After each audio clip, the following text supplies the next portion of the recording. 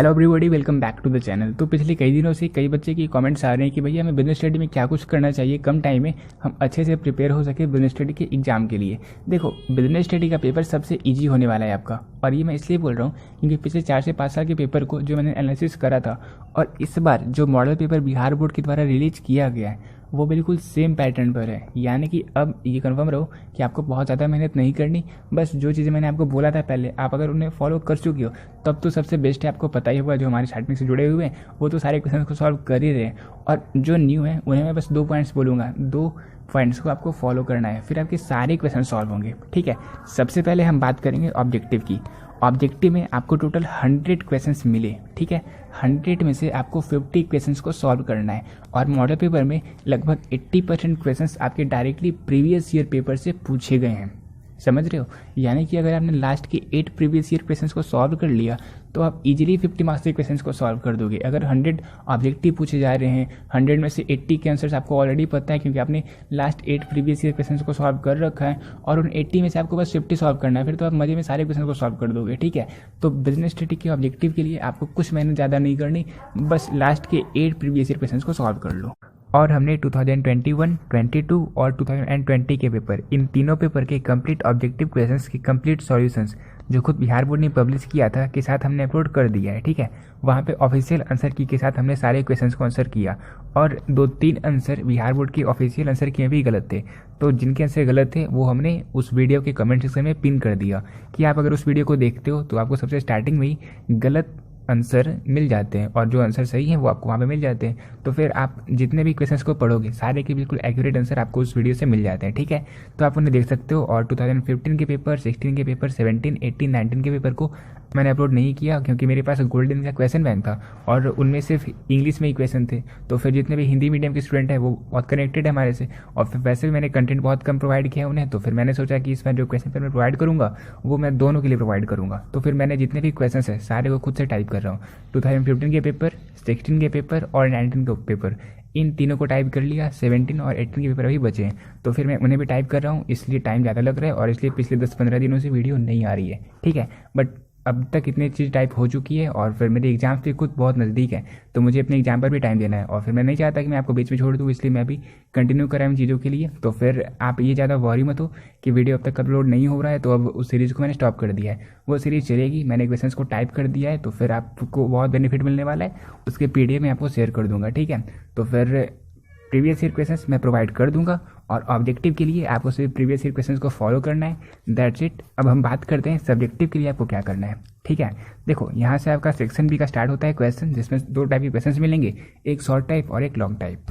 देखो, section B में कई बच्चों के मन में ये डाउट है कि जो क्वेश्चंस पिछले सालों के थे क्या हम सिर्फ उन्हें ही रट लें।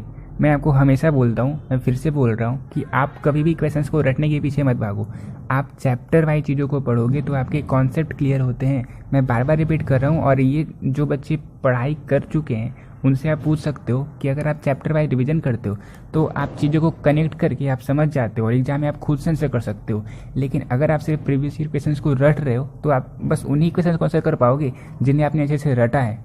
इसलिए रटने पर के पीछे कभी मत भागो, बल्कि आप चैप्टर वाइज रिवीजन करो। और मैंने इसलिए ही चैप्टर वाइज रिवीजन की वीडियो अपलोड कर रखी थी। मैंने हिंदी और इंग्लिश दोनों में नोट्स इसलिए शेयर किया कि आप जब इंग्लिश में पढ़ते हो, अगर आपको इंग्लिश की चीज़ें समझ में नहीं आ रही है तो जो हिंदी के नोट्स शेयर कर रखे हैं उसी वीडियो में आप वो देख लो, आपको वो चीज़ें समझ में आ जाएगी। तो फिर आप बहुत ही कम टाइम में, मतलब 2 से 4 मिनट की वीडियो में एक चैप्टर कंप्लीट है, तो आप बस उन्हें पढ़ोगे, आपको कंप्लीट चीज़ें समझ में आने वाली है। बिलीव करो, उन्हें आप पहले कंप्लीट करो। ठीक है, जो मैंने chapter wise revision note share किया है हिंदी इंग्लिश दोनों में, उन्हें आप कंप्लीट करो। हिंदी को पढ़ो, इंग्लिश को पढ़ो, आपको जो लैंग्वेज समझ में आ रहा है आप वो कनेक्ट करके पढ़ लो। और मैंने ट्रिक के साथ आपको बता रखा है, फर्स्ट चैप्टर सेकंड चैप्टर की वीडियो अपलोड कर रखी है, जिसमें मैंने फीचर्स ऑफ मैनेजमेंट, मतलब जितनी चीज़ें हैं सभी को ट्रिक के साथ आपको बता रखा है। आप उन्हें देखते हो तो आप बहुत ही अच्छे से कंप्लीट चीज़ों को याद कर लोगे। ठीक है, कोई प्रॉब्लम होगा ही नहीं वहाँ पे, क्योंकि 5 से 6 फंक्शन होते हैं, तो फिर उन सभी को याद करने के लिए मैंने ट्रिक प्रोवाइड कर रखी है। तो उसे आप देख लोगे तो आपके लिए बहुत ज़्यादा यूजफुल रहने वाला है वो वीडियो।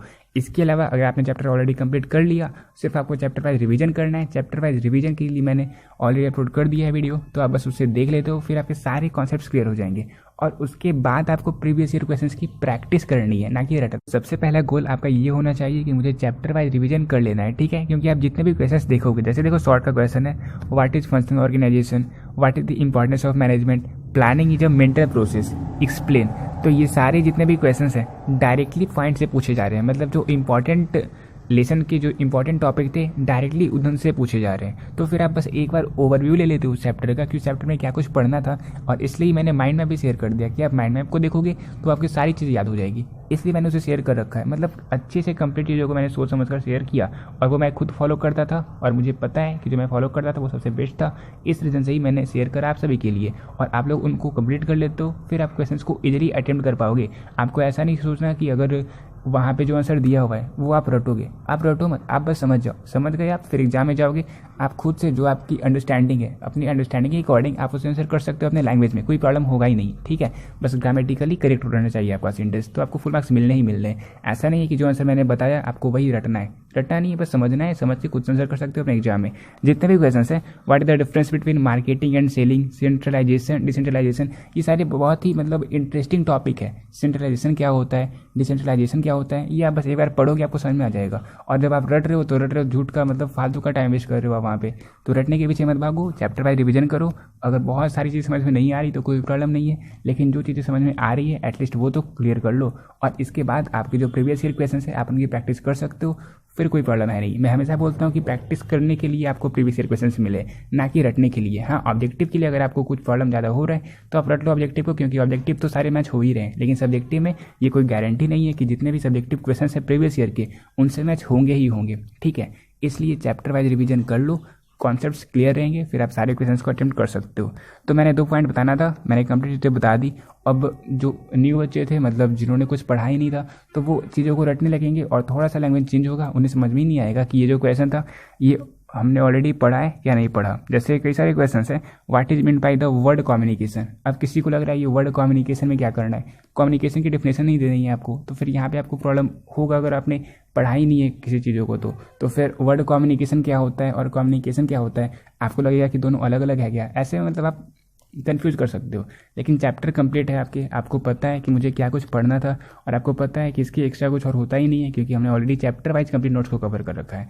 फिर आप सारे क्वेश्चंस को अटेम्प्ट कर सकते हो। मुझे एक भी बिजनेस स्टडी का क्वेश्चन ऐसा नहीं लगा कि आप सॉल्व नहीं कर पाओगे, अगर आपने चैप्टर वाइज रिवीजन कर लिया है तो। और बहुत ज़्यादा डिटेल में भी करने की जरूरत नहीं है, अगर आप मतलब टाइम बहुत कम है मैं मानता हूँ, अगर आप थोड़े थोड़े पढ़ लेते हो फिर भी आप सारे क्वेश्चंस को अटेम्प्ट कर पाओगे। आपको 30 में से 15 शॉर्ट को अटेम्प्ट करना है और 8 में से 4 लॉन्ग को, और वो आप इजीली कर लोगे, बस आप एक बार चैप्टर वाइज रिवीजन कर लो। ठीक है, तो सब्जेक्टिव के लिए चैप्टर वाइज रिवीजन पहले आप कर लो, और इसके बाद आप प्रीवियस ईयर क्वेश्चंस को प्रैक्टिस कर सकते हो। लेकिन ऑब्जेक्टिव के लिए आप जितने भी प्रीवियस ईयर क्वेश्चन हैं लास्ट 8 ईयर के उन्हें कंप्लीट कर लो, श्योर रहो आपको 50 ऑब्जेक्टिव इसलिए मिल जाएंगे सॉल्व करने को। ठीक है, तो फिर बिजनेस स्टडी के लिए इतना ही। कोई भी डाउट हो कमेंट करना में, ठीक है, आपके जो भी डाउट्स अभी अगर मन में आ रहे होंगे तो आप कमेंट करना, मैं आपको रिप्लाई कर दूंगा। मिलते हैं अपने नेक्स्ट वीडियो में, तब तक के लिए।